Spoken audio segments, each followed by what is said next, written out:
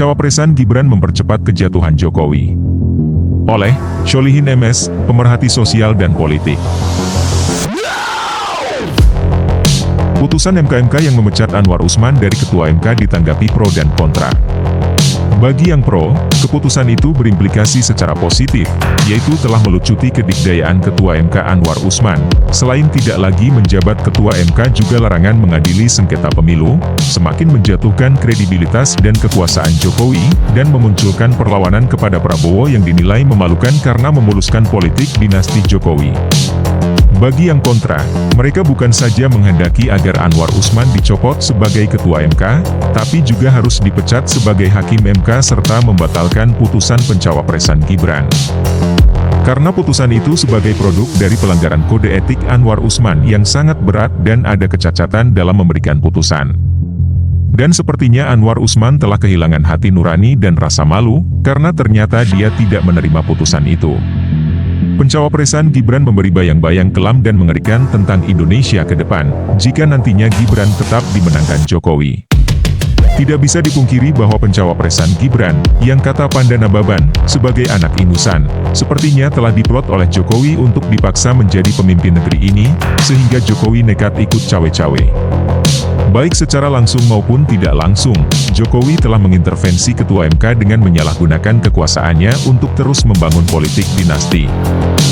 Keserakahan seorang Jokowi telah menghancurkan masa depan bangsa Indonesia. Di tangan Jokowi negara dibuat main-main sesuai selera hawa nafsunya. Tidak peduli negara dan bangsa ini akan porak-poranda.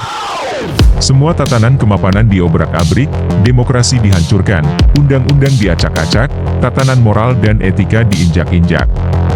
Pencawapresan Gibran penuh konspirasi jahat dan permainan kotor. Lembaga hukum seperti MK dan KPK yang harusnya menjadi mercusuar penegak keadilan dan norma-norma hukum, tapi oleh Jokowi telah dijadikan alat kekuasaan.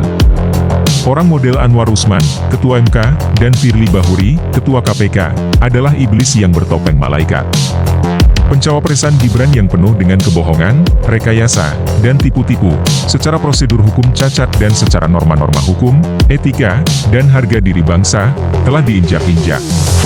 Paling tidak ada 5 unsur kecacatan, baik secara prosedur hukum maupun nilai-nilai moral dan etika atas pencawapresan Gibran. Pertama, Ketua MK telah melakukan pelanggaran kode etik berat, sehingga harus dicopot dari jabatannya sebagai Ketua MK. Selain ada konflik of interest, ternyata surat gugatan yang diajukan juga tidak sah. Karena tidak ditandatangani oleh penggugat maupun kuasa hukumnya. Bahkan surat gugatan itu konon sudah dicabut oleh penggugat. Kedua, Gibran secara alur jenjang karir tidak meniti secara normal dan atas prestasi sendiri. Jika Gibran mau mengikuti tahapan jenjang karir yang normal, seharusnya jadi wali kota ditamatkan dulu 5 tahun sesuai janjinya, terus, maju sebagai gubernur selama 5 tahun, lalu menjadi anggota DPR selama 5 tahun, menjadi menteri selama 5 tahun, baru layak maju sebagai cawapres. Selain pribadinya telah tertempa dengan berbagai jabatan dan tantangan, juga secara manajerial telah berpengalaman, baik manajemen birokrasi, manajemen sumber daya, maupun manajemen konflik. Ketiga, Gibran secara kapasitas pribadi sangat-sangat tidak layak untuk menduduki jabatan cawapres, apalagi capres. Gibran adalah contoh buruk bagi generasi muda, karena yang dibanggakan dan diandalkan adalah orang tuanya, melalui cara-cara licik dan jahat. Gibran sendiri bukan siapa-siapa dan tidak memiliki prestasi apa-apa. Pemuda semacam inikah yang disodor-sodorkan untuk memimpin bangsa ini?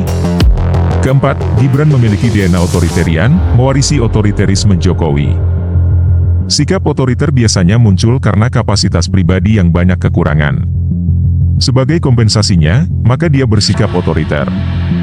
Dari beberapa contoh kejadian, Gibran dipastikan mewarisi sikap otoriter Jokowi.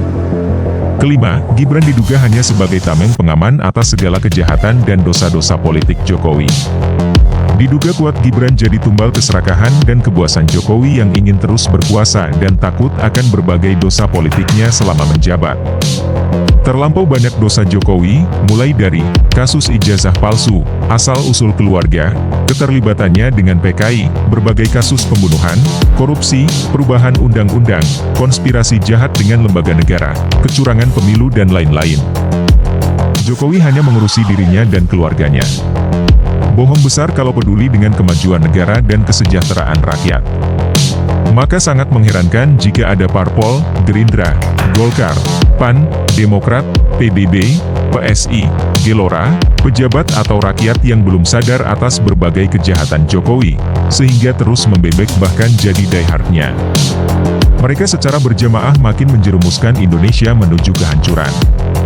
Semoga Allah menolong orang yang sungguh-sungguh memperjuangkan negara dan rakyat Indonesia, dan menenggelamkan para pecundang dan perusak negeri yang berpikirnya hanya keselamatan diri, harta, jabatan dan kekuasaan.